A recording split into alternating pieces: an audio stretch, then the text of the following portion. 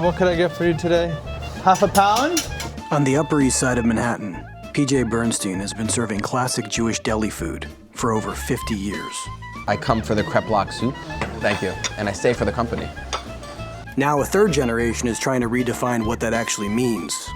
I am the third generation owner of PJ Bernstein's, and I'm here to keep the legacy keep on rocking and rolling. Since October 7th, Jewish identity has felt more visible and for many more urgent. Across New York, some are leaning further into tradition, asking what it really means to be Jewish. You're rediscovering your Jewish identity. Right. And October 7th had a lot to do with that.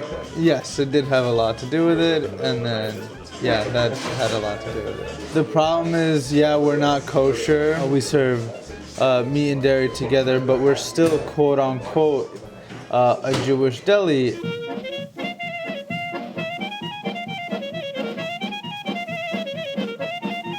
Back in the 1800s, there was no such thing as a Reformed Jew or Orthodox. Jewish was Jewish. You would just eat kosher. It was like a normal way of life. And then in the 1800s, some people became more secular to fit in more. So we took all tray products out of the restaurant. So no Wait more. a minute. You're a deli on 3rd Avenue and 71st Street with a lot of non-Jewish customers. They come in for breakfast, Right. and there's no bacon. There's no bacon. And we're trying to do beef bacon, and our customers, some customers are very unhappy. Some customers are happier, but a lot are really upset about this. Some regulars push back, but for Eugene, the shift isn't just about the menu. I think our Jewish identity and being a Jewish deli is more important than a few customers being upset about not eating pork bacon. I had several customers scream at the top of their lungs about the bacon. The bacon is the worst thing. Back in the day, probably 20, 30 years ago, we had a very famous rabbi's wife who would come eat here. And he was a secular rabbi, nevertheless, but he was still a rabbi. And she would eat every single day bacon and eggs. And that's kind of, I think, the main reason to why my grandfather really kept bacon on the menu. Is like, if the rabbi's wife is eating bacon, that means I can eat bacon. So moved to turkey ham, which actually people like more than regular ham, which is nice. We never had good ham, but what do you expect? I can't find a good shrimp replacement. The imitation crab thing, it's just gross. What do you need the shrimp for? Shrimp salad. Oh, great. Oh, it's so good, our shrimp salad. But I also stopped eating shellfish, so I get it. But yeah, no more shrimp salad. And that was a big seller, especially in the summer. We're going to probably lose some money because of that, but Hashem will repay me in another way, as they say. Okay, so they're not fully kosher, yet. They don't get their meat from kosher purveyors. But as one of my rabbis once told me, teshuva, a return, is like a ladder. You don't just jump to the top, you climb it, one step at a time. Oh, I was told you're very upset on the phone. Okay, so we're just gonna redo your whole order and send it to you, okay? What's up, Daryl? How you doing? I need to deposit these. This is how we take inventory. Show you guys really quickly. Do temperature checks every day. This was already done today, brand new. This is where we keep our vegetables, okay? Just one dedicated just for vegetables. We have our freezer. My favorite refrigerator, it's the money refrigerator. So we keep most of the done product. Chef Tommy already made 1,000 matzo balls, I think he said this is. Right under that, maybe 800. Come over here, come closer. Closer, yeah. Okay, so we have some printers here, okay? We have 3 printers. So these are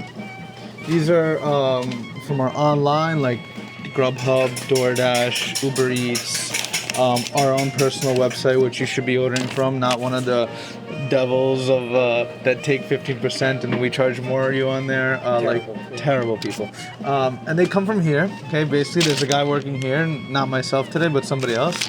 He puts the ticket on the line, and he basically calls it out. There's certain things that need to be called out to certain places. So 85 is our slicer, especially today. So I'm gonna tell 85. Let me get a full salami sandwich, and a cardiologist. Okay. So he already knows what to do. I'm gonna put every sandwich comes with pickles. So we have 2 sandwiches, 2 pickles.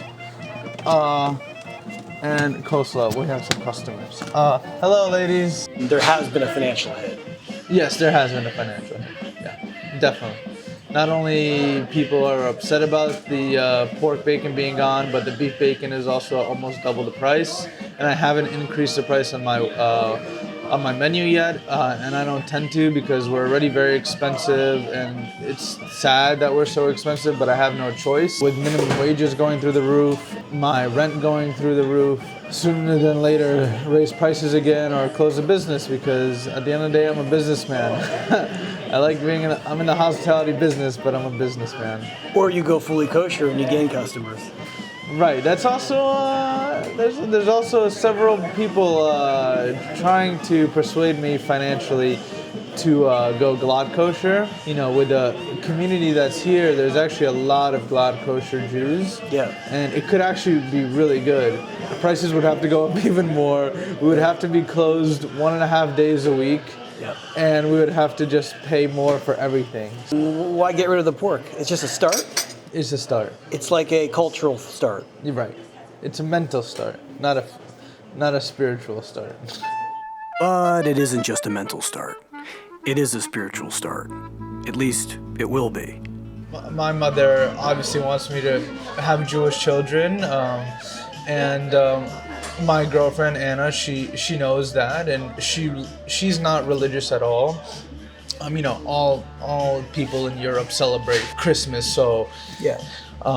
She stopped celebrating. We haven't celebrated once since we've been living together, and she's very down to become Jewish. We already had multiple meetings with the rabbi. She's just now finishing school here at the Institute of Interior Design. So as soon as she finishes that, she's really going to start the Orthodox conversion, because I want my children to be seen as Jews by the state of Israel, and I want my children to be real Jews, and the only way that, and if you want to get married to someone who wasn't born Jewish, is do an Orthodox conversion.